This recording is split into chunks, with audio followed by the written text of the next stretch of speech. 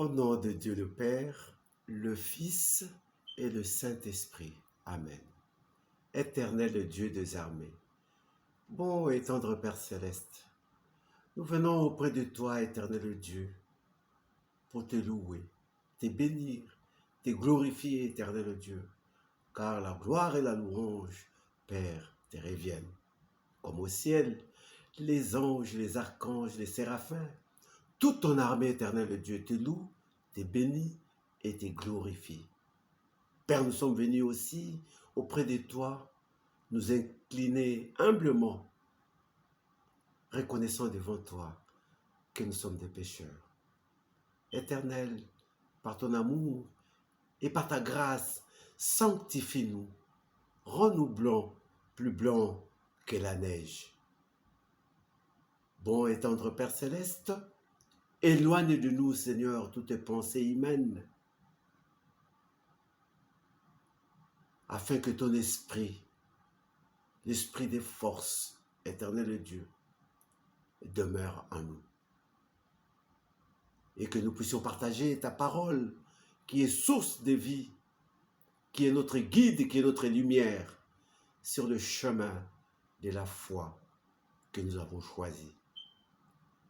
Au-delà de nos pensées et prières, éternel, exauce-nous par grâce, au nom de Jésus, ton Fils, qui vit et règne pour le siècle des siècles. Amen.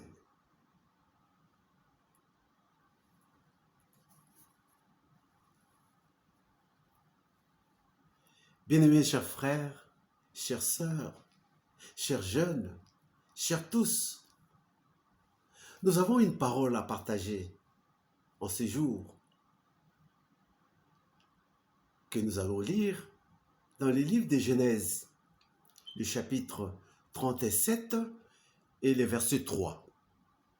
Nous lisons: Jacob aimait Joseph beaucoup plus que tous ses autres frères, car il avait eu dans sa vieillesse.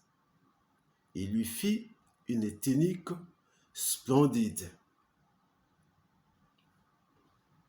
La parole que l'Éternel Dieu m'accorde, vous accorde, nous accorde, chers tous, est tirée du livre de Genèse, c'est-à-dire l'Ancien Testament, l'ancienne alliance de l'Éternel notre Dieu et nos ancêtres. Et cette parole parle de la famille de Jacob, les serviteurs de l'Éternel, notre Dieu. Et Jacob, dans sa vie, avait 13 enfants. Et dans ces 13 enfants, il y avait une fille et 12 garçons. Ouvrons une petite parenthèse. Chers jeunes, chers frères, chères sœurs, chers tous, imaginons une fille au milieu de 12 garçons. Quelle est ou quelle sera sa situation? Comment elle sera protégée par ses frères? Et comment elle conçoit cette protection? On ferme la parenthèse. La parole nous parle de la famille de Jacob. Et la parole donne l'accent plus à Joseph, que Jacob haït quand il était devenu déjà vieux. Et en cette période, Joseph avait 17 ans. Donc cela veut dire, si nous pouvons bien comprendre, Joseph était encore mineur en cette période. Donc il était toujours à côté de son père. Et les autres,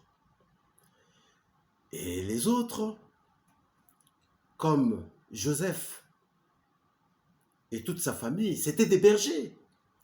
Ils élevaient des troupeaux. Ils avaient du bétail. et les autres sont partis paître le bétail un peu plus loin, dans une province un peu éloignée, Sichem. Alors Joseph est resté avec son père, Jacob.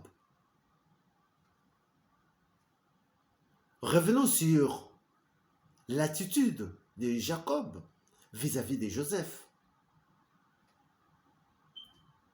Dans la famille, quelle est l'attitude de Jacob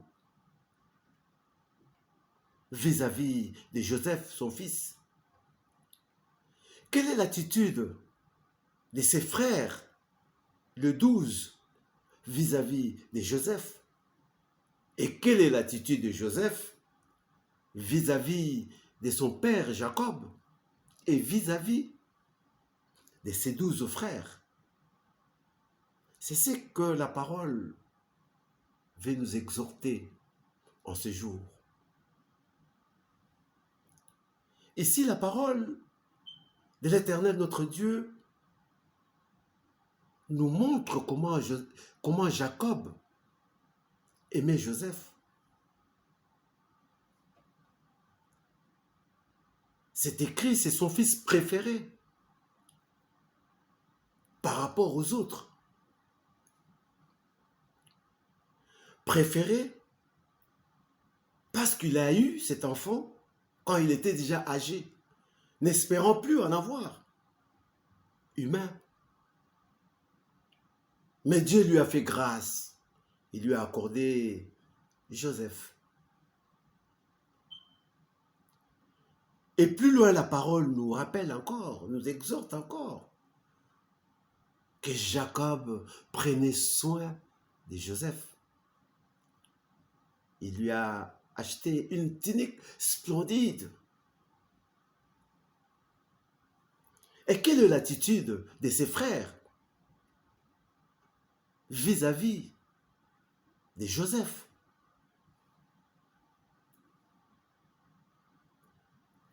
Ses frères manifestaient une attitude détestable à Joseph, parce qu'il était le préféré de Jacob.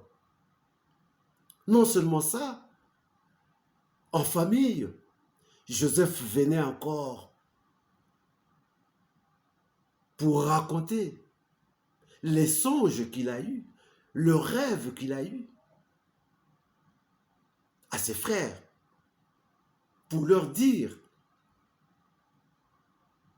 ce qu'il a vécu sur ses rêves, se retrouvant avec ses frères dans un champ, en train de lier les bottes de céréales, de blé.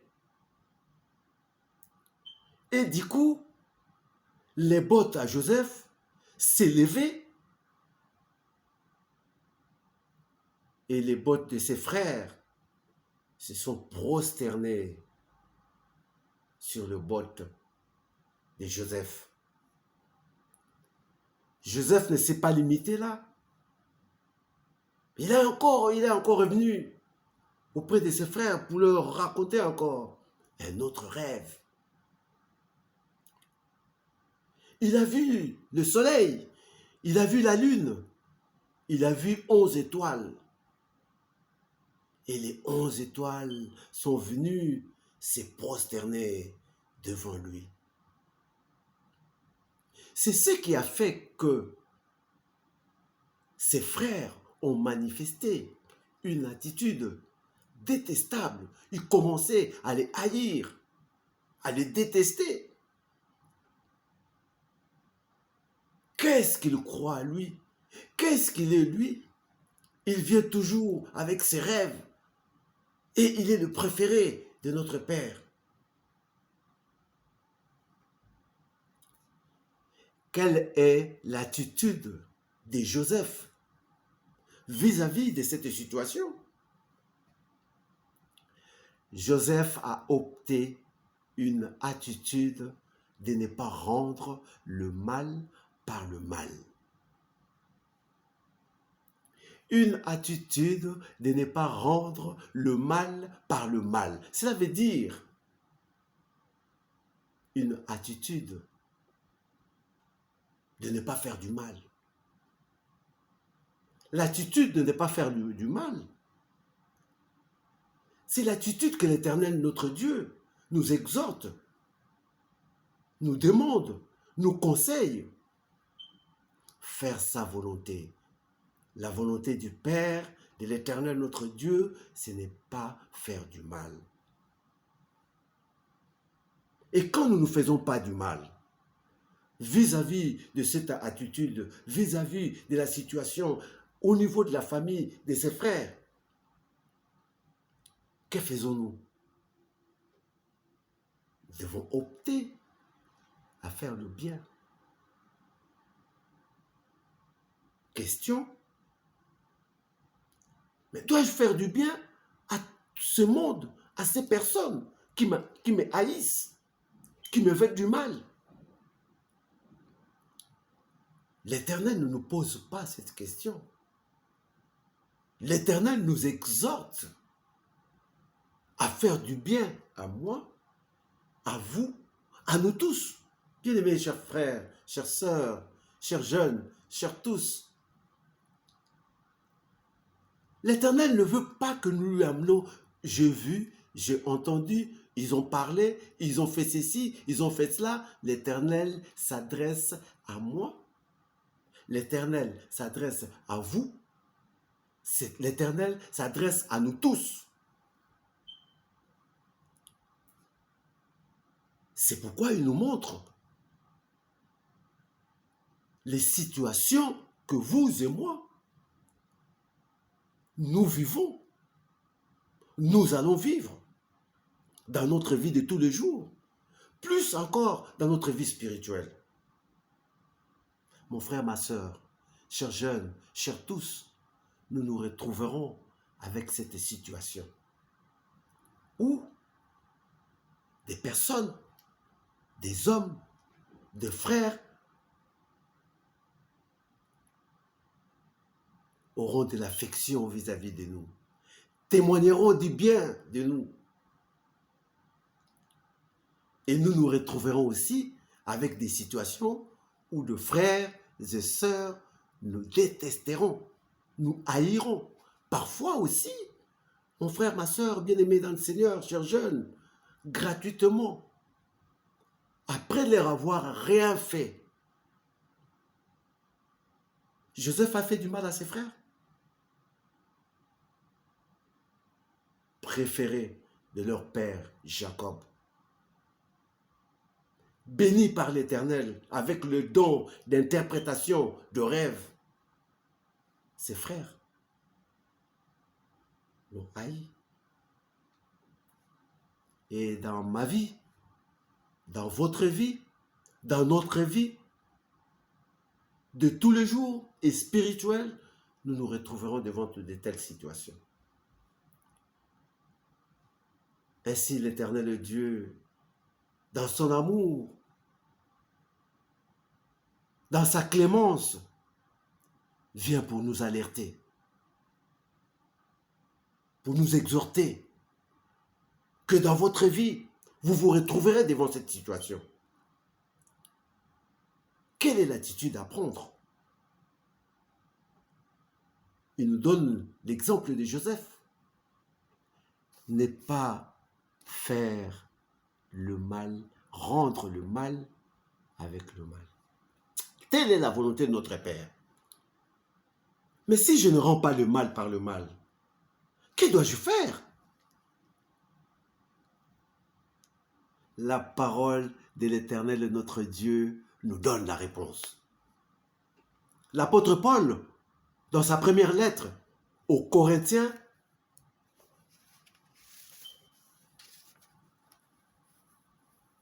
le chapitre 13, du verset 4 à 7, donne la réponse. Quelle attitude devons-nous opter vis-à-vis de telles situations? Pour ceux et celles qui nous apportent leur affection, qui apporte de bons témoignages pour nous et pour devant ceux et celles qui nous calomnient, qui nous haïssent, qui veulent du mal de nous. L'Éternel Dieu, bien-aimés, chers frères, chères sœurs, nous donne la réponse devant de telles situations. Mon frère, ma sœur, chers jeunes, chers tous, la réponse n'est qu'une seule réponse à donner devant des situations comme ça.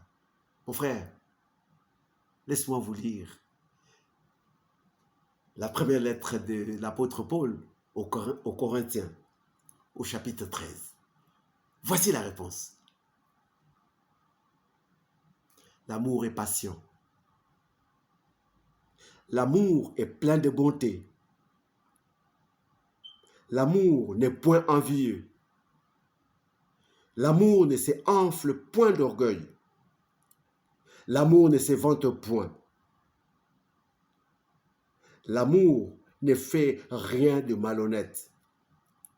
L'amour ne cherche point son intérêt. L'amour ne s'irrite point. L'amour ne soupçonne point le mal. L'amour ne se réjouit point de l'injustice. Il se réjouit de la vérité.